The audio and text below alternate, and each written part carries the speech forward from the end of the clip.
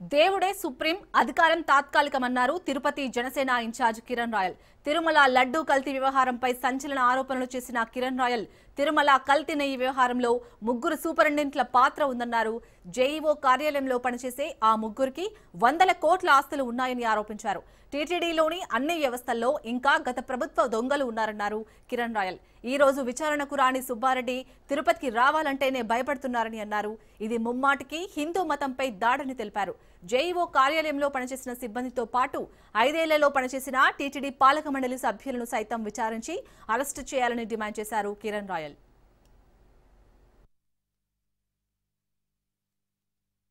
ఇదే ధర్మారెడ్డి నాకు తెలిసి కొండపైన బయలుదేరి అలిపిరికి ఊరికే చెకింగ్ వస్తున్నాడంటే ఎస్పీలు, ఏఎస్పీలు, డిఎస్పీలు అధికారులంతా క్యూలు కట్టి ఆ టోల్ గేట్లో ట్రాఫిక్ ఆపేసి ఆయనకి సెల్యూట్ కొట్టి చూసేవాళ్ళు. ఈ తరపున మేము కూడా 2 రోజుల్లో సిట్ అధికారులను కలవబోతున్నాము.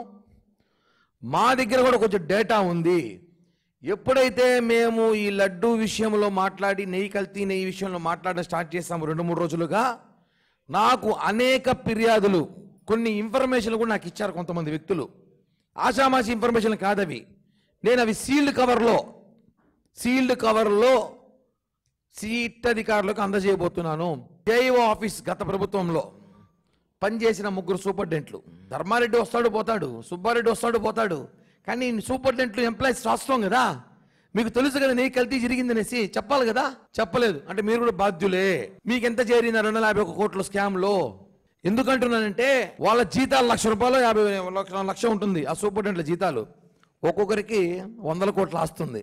ఏమైనా తాతల ఆస్తి బినామీలు ఏమైనా వచ్చాయా? ఈ పరకామని ఈ లడ్డు స్కామ్లో వాళ్ళకు కూడా వాటాలు వచ్చాయి. వెంకటేశ్వర స్వామి భక్తులు ప్రసాదంగా భావించి అన్న ప్రసాదాలు కానీ, లడ్లు కానీ, వడ కానీ, జిలేబీ కానీ, ఏమైనా కానీ మేము ప్రేమతో భక్తితో తిన్న ప్రసాదం పైన మీరు కల్తీ చేశారంటే కేవలం మీరు ఒక మతాన్ని పెంచి పోషించడానికి మమ్మల్ని కించపరిచి అవమానించారని చెప్పి ఖచ్చితంగా తెలియజేస్తారు.